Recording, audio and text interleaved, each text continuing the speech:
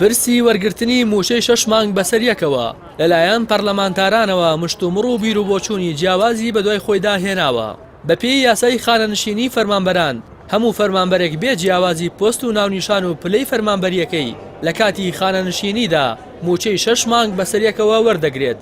ئیتر ئەو فەرمانبەرە سەرۆکی حکومەت و وەزیر و پەرلەمانتار و بەڕێوەبەری گشتی بێت یان مامۆستا و فەرمانبەری هەر فەرمانگەیەک بێت. لە پرۆژە یاسای چاکسازی خانەنشینی کە ناڕەزایەتی بەشێک لە چالاکوان و ڕۆژنامەنووسان و هاوڵاتیانی لێکەوتەوە و لە تۆڕا کۆمەڵایەتیەکان تەنزی جۆراوجۆری لەسەر دروست دەکرا، فەرمانبەرانی پلە باڵا بەپێی خزمەت و تەمان ڕێژەی خانەنشینیان دیاری دەکرا. بەو پێیەش زۆرترین موچەی پەرلەمانتار لە 4 ملیۆن تێپەڕی نەدەکرد کە دەیکردا لە 150 موچەکانیان، بەڵام بەهۆی ئەوەی یاساکە پەسەند نەکرا لە ئێستادا کار بە یاسای ژمارە 35 ساڵی 2004 دەکرێت کە یەکەم هەمواری یاساکەیە و بەپێی بڕگەی یەکەمی مادەی یەکەمی یاساکە سەرۆک و جێگرەکەی و سکرتێر و ئەندامانی پەرلەمان بە ڕێژەی لە 180 موچەکانیان خانەنشین دەکرێن. ئەمە ژواتە لە موچەی 8 ملیۆن دینار 6 ملیۆن وەردەگرن. یاسای وەرگرتنی موچەی 6 مانگ بەسەریەکەوە بۆ ئەو فەرمانبەرەی کە خانەنشین دەبێت بۆ هاوکاری فەرمانبەران دانراوە و لە یاسای خانەنشینی عێراقیش هەمان بڕگەبوونی هەیە.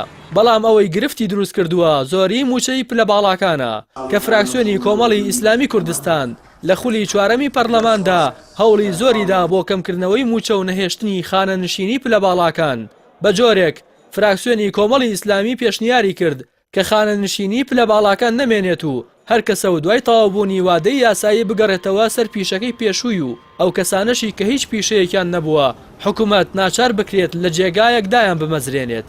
بەڵام بە زۆرینەی دەنگ پێشنیارەکەی فراکسیۆنی کۆمەڵی ئیسلامی ڕەت کرایەوە.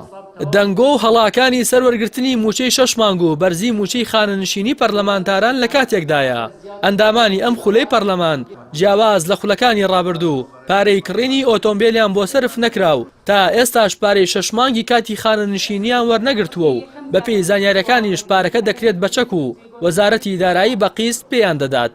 ئەوەی تایبەتە بە کۆمەڵی ئیسلامیش نوێنەرانی لە حکومەت و پەرلەمان و حکومەتە خۆجێیەکان بەشێکی زۆری موشەکانیان گێڕاوەتەوە و لە کاروباری حیزبیدا خرج کراوە و بەشێکی دیکەشیان لە پرۆژەی خزمەتگوزاری و هاوکاری نەخۆش و هاوڵاتی کەم دەرامەت و بەرکەوتوانی چەکی کیمیایی بێجیاوازی ئینتیما و ئایدۆلۆژیای حیزبی سەرف کردووە. هەر 4 ساڵ جارێک باسوخواسی وەرگرتنی 48 ملیۆن دیناری پەرلەمانتاران کە بە بۆنەی کۆتای هاتنی ئەرکەکەیان دەیاندرێتێ کاردانەوە و گفتوگۆی جۆراوجۆر دەهێنێتە ئاراوە کە بریتیە لە موچەی 6 مانگ بەسەریەکەوە. لەم خولە و خولی ڕابردووش بابەتەکە زیاتر زەق کرایەوە لەبەر ئەوەی هەرێمی کوردستان لە قەیرانێکی قۆڵی دارایی بێچارەسەر و بێهەوڵی چارەسەردا ماوەتەوە کە لە مەشدا بەرپرسیارەتیەکەی دەکەوێتە سەرشانی دەسەڵاتی جێبەجێکردن کە حکومەتی هەرێمی کوردستان دەکات.